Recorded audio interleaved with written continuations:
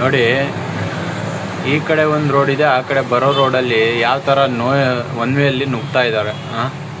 ಇದೇ ಕರ್ನಾಟಕದಲ್ಲಿ ಏನಾದ್ರು ಮಾಡ್ತಿದ್ರೆ ಇದಕ್ಕೆ ಒಂದು ಹೆಸರಿಡೋರು. ಕಾಂಗ್ರೆಸ್ಸು ಮುಸ್ಲಿಮ್ಸು ಕಾಂಗ್ರೆಸ್ ಅವ್ರ ಬ್ರದರ್ಸು, ಅದಕ್ಕೆ ಈ ಥರ ಮಾಡ್ತಾ ಇದ್ದಾರೆ ಅಂತ.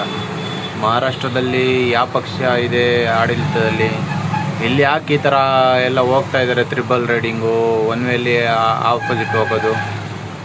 ಅಲ್ಲಿ ಒಂದು ಬೈಕ್ ಹೋದ್ರೇ ದೊಡ್ಡ ಇಶ್ಯೂ ಮಾಡಿಬಿಡ್ತಾರೆ. ಇಲ್ಲಿ ಇಷ್ಟೋ ಗಾಡಿ ಹೋಗ್ತವೆ. ಇವಾಗ ಹೇಳ್ರಪ್ಪ, ವಿಡಿಯೋ ಸಮೇತ ಪ್ರೂಫ್ಗಳು ಕೊಡ್ತಾನೆ ಇರ್ತೀನಿ ಇನ್ಮೇಲೆ. Without helmet, triple riding, one ವೇಲಿ ಆಪೋಸಿಟ್ ಹೋಗೋದು, ಇವಕ್ಕೆಲ್ಲ ಏನು ಇದಿಲ್ವಾ? ರೂಲ್ಸ್ ಎಲ್ಲರಿಗೂ ಒಂದೇ ತಾನೆ, ಕಾನೂನು ಅಂದರೆ ಎಲ್ಲರಿಗೂ ಒಂದೇ ತಾನೆ. ಮತ್ತ್ಯಾಕೆ ಇಲ್ಲಿ ರೂಲ್ಸ್ ಫಾಲೋ ಮಾಡ್ತಾಯಿಲ್ಲ? ಬೆಂಗಳೂರಲ್ಲಿ ಮಾತ್ರ ಕಾಣುತ್ತೆ ನಿಮಗೆ, ಇಲ್ಲೆಲ್ಲ ಕಾಣಿಸಲ್ವಾ?